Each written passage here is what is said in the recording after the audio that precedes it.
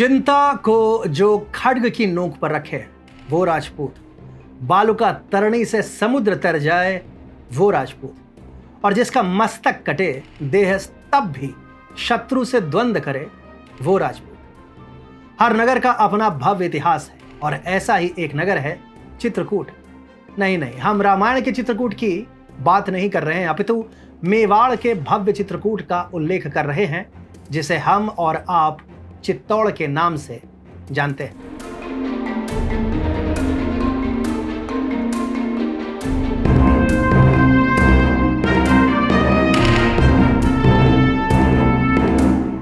नमस्कार, मैं हूं अतुल मिश्रा और TFI पर अनटोल्ड हिस्ट्री के इस नवीनतम अंक में हम अवगत होंगे चित्तौड़ की उत्पत्ति से और कैसे यहीं से मेवाड़ राज बप्पा रावल का उदय हुआ।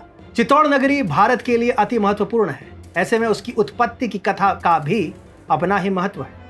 चित्तौड़ की उत्पत्ति की अनेक दंत कथाएं हैं और ऐसी ही एक कथा महाभारत से उत्पन्न होती है। कहते हैं कि पवन पुत्र महाबली भीम ने अमरत्व के रहस्यों को समझने हेतु स्थान की यात्रा की और साधना में लीन हुए, परंतु स्थिरता और शांत चित्त तो भीम का स्वभाव नहीं था। इसीलिए समस्त प्रक्रिया के पूर्ण होने से पूर्व उन्होंने अधीर होकर अपना पांव तीव्रता से भूमि पर दे मारा, जिससे वहां जल का स्रोत फूट पड़ा। इस जलकुंड को भीमताल कहा जाता है। यह स्थान शीघ्र ही मौर्य अथवा मोरी वंश के अधीन आ गया, जिसने मेड़पात अर्थात मेवाड़ राज्य की स्थापना की। इसी बीच उदय हुआ काल भोजादित्य का, जिसे इतिहास गोहिल सम्राट बप्पा रावल के नाम से भी जानता है। अब आज भी कई लोग इस तथ्य से अनभिज्ञ हैं कि बप्पा रावल का वास्तविक नाम क्या था और इनके नेतृत्व में चित्रकूट चित्तौड़ कैसे बना। कई इतिहासकारों का मानना है कि काल भोज ही बप्पा रावल थे, लेकिन इतिहासकार RV सोमानी का मानना है कि बप्पा रावल का वास्तविक नाम एक रहस्य ही है। परंतु इस तथ्य में कोई संदेह नहीं है कि वे गोहिल वंश के जनक थे और उन्होंने ही 8वीं शताब्दी में मेवाड़ की स्थापना की थी। अब कुंभलगढ़, डूंगरपुर इत्यादि के शिलालेखों में यह भी स्पष्ट रूप से अंकित है कि बप्पा रावल ने चित्रकूट नामक नगरी की स्थापना की, जो आगे चल चित्तौड़ के नाम से प्रसिद्ध हुआ। परंतु इतना तो स्पष्ट है कि चित्रकूट हो गया चित्तौड़, इस नगर को उसकी वास्तविक विरासत बप्पा रावल ने ही दी। गोहिल वंश के संस्थापक बप्पा रावल के बारे में महाराणा कुंभ के समय में रचित एकलिंग महात्म्य में विस्तार से विवरण दिया गया है। कहते हैं कि बप्पा रावल के पिता एक वीर योद्धा थे, जिनकी हत्या ईडर नगर में कुछ दस्यु जनजातियों ने कर दी थी। उस समय बप्पा रावल 3 वर्ष के थे। तब वे और उनकी माताजी शरण के लिए व्याकुल थी। जनश्रुतियों के अनुसार एक ब्राह्मण गौपालक ने उन्हें आश्रय दिया और उनकी रक्षा के लिए स्थानीय भील जनजाति भी आगे आए। बप्पा रावल शैशव से ही स्वस्थ शरीर और तीक्ष्ण बुद्धि के अधिपति थे। संभवतः जनजातियों को आभास हुआ कि यह बालक उनके साथ साथ भारतवर्ष के भाग्योदय के लिए उनकी भूमि पर जन्मा है।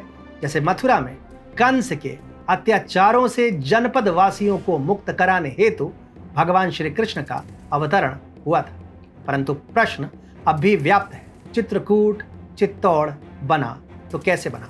अब इसका उत्तर तो अरबी लुटेरे ही दे पाएंगे। चलते हैं 712 ईस्वी की ओर, जब भारत पर अरबी आक्रांताओं का आक्रमण हुआ और तब चित्रकूट के दुर्ग पर मोरी शासकों का राज था। परंतु उनका न शासन पर कोई ध्यान था और न तो धर्म पर। इसी कारणवश अरब आक्रांताओं को इतना बल मिला कि वे मध्य भारत तक आक्रमण करने को तत्पर हो चुके थे। इस तरह से चित्रकूट दुर्ग एवं मेड़पात लगभग अरबियों का दास बन चुका था। अब युवा बप्पा रावल के समक्ष एक नहीं 2 चुनौती थी, चित्रकूट की मुक्ति और अरब आक्रांताओं का विनाश। श्री कृष्ण ने जिस प्रकार कंस का संहार कर मथुरा को अत्याचारियों के कोप से मुक्त कराया, उसी भांति मोरी वंश के अंतिम शासक मानमोरी का वध कर बप्पा रावल ने चित्रकूट पर अधिकार प्राप्त किया। बप्पा रावल की रणनीति स्पष्ट थी, धर्मो रक्षति रक्षिता। इसी समय अरब आक्रांता मोहम्मद बिन कासिम ने सिंध का दायित्व जुनैद इब्न रहमान को दिया। इनका लक्ष्य स्पष्ट था, केवल सिंध की भूमि ही नहीं वरन संपूर्ण भारतवर्ष अरबी आक्रांताओं के अधीन होगा।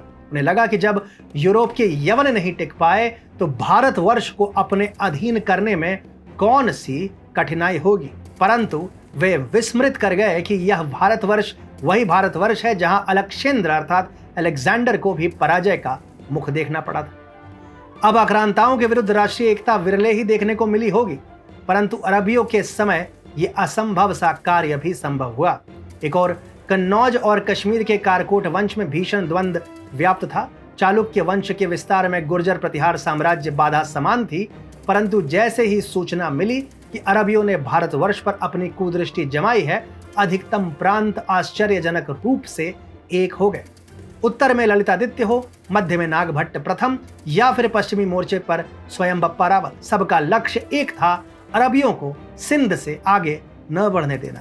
अवंती के सम्राट नागभट्ट प्रथम ने अरबों के विरुद्ध क्रांति की ज्योत जलाई और उनके समर्थन में अनेक योद्धा आए। इनमें सर्वाधिक योगदान दिया कारकोट सम्राट ललितादित्य मुक्तपीड़ एवं मेवाड़ राज बप्पा रावल ने, जिन्होंने अरबियों को उनके मूल स्थान तक भगाया और वहां पर भी उनका विध्वंस किया। और कुछ कहते हैं कि भारत के निवासी एक नहीं हो सकते। जब अरबी आक्रांता पश्चिमी भारत की ओर मुड़े तो उनके स्वागत में केवल बप्पा रावल नहीं थे। कहते हैं कि कारकोट सम्राट और कश्मीर के शूरवीर ललितादित्य मुक्तपीड़ और बप्पा रावल में घनिष्ठ मित्रता थी, जिसके कारण भारत अरबियों के प्रकोप से मुक्त हुआ। कहते हैं कि ललितादित्य मुक्तपीड़ और बप्पा रावल के बीच जो संधि और मित्रता हुई थी, उसके कारण अरबों को ऐसी हानि हुई जिसके कारण 3 शताब्दियों तक कोई भारतवर्ष की ओर नेत्र उठाकर भी नहीं देख सका। इन्हीं बप्पा रावल के वंशजों ने चित्रकूट का ऐसा उद्धार किया कि वह शनय शनय चित्तौड़ के भव्य दुर्ग में परिवर्तित हो गया। यह दुर्ग लगभग 14वीं शताब्दी तक अजेय रहा, यानी स्वयं कुतुबुद्दीन ऐबक जैसे दुर्दांत आक्रांता भी स्थान का कुछ नहीं बिगाड़ सके।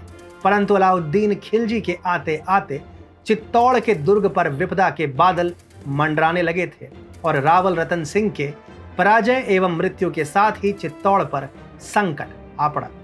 परंतु जब अत्याचार की पराकाष्ठा पार होने लगती है तो धर्म भी अपने अनोखे मार्ग चुनता है। चित्तौड़ के उन्हीं अवशेषों से उत्पन्न हुए एक योद्धा अजय सिंह, जो सिसोद ग्राम से आते थे, इन्हें ज्ञात हुआ कि इनके वंश का एक बालक अभी भी जीवित है। ऐसे में वे तुरंत उसे ढूंढने निकल पड़े। उस बालक को मिलने में कई वर्ष लगे, परंतु उसके मिलते ही अजय सिंह को मानो लगा कि अब उनका संकल्प पूर्ण होने में कोई विलंब नहीं। ये कोई और नहीं, हमीर सिंह सिसोदिया थे, जो बाद में चलकर मेवाड़ के प्रथम महाराणा बने और जिन्होंने चित्तौड़ की महिमा और गरिमा को पुनर्स्थापित करने हेतु अपना सर्वस्व अर्पण कर दिया। ऐसे में यह कहना गलत नहीं होगा कि आज चित्तौड़ की जो भव्यता, जो शौर्य है, उसका एकमात्र कारण है बप्पा रावल, जिनके शौर्य और जिनके योगदान के कारण आज भी ये दुर्ग अपने भीतर अनेक कथाओं को समेटकर गर्व से विद्यमान है। कौन कहता है कि भारत में ताजमहल के अतिरिक्त कुछ भी दर्शनीय नहीं? तनिक अपने चक्षुओं को मेवाड़ की ओर भी घुमाएं। एक भव्य संसार आपके स्वागत को प्रतीक्षारत है। ये कथा है मरुस्थल में चित्रकूट जैसे गौरवशाली नगर की स्थापना की। ये कथा है बप्पा रावल जैसे अनन्य शूरवीर की। ऐसी ही अन्य कथाएं लेकर आता रहूंगा मैं अनटोल्ड हिस्ट्री के आगे के अंकों के साथ। जय श्री राम, वंदे मातरम।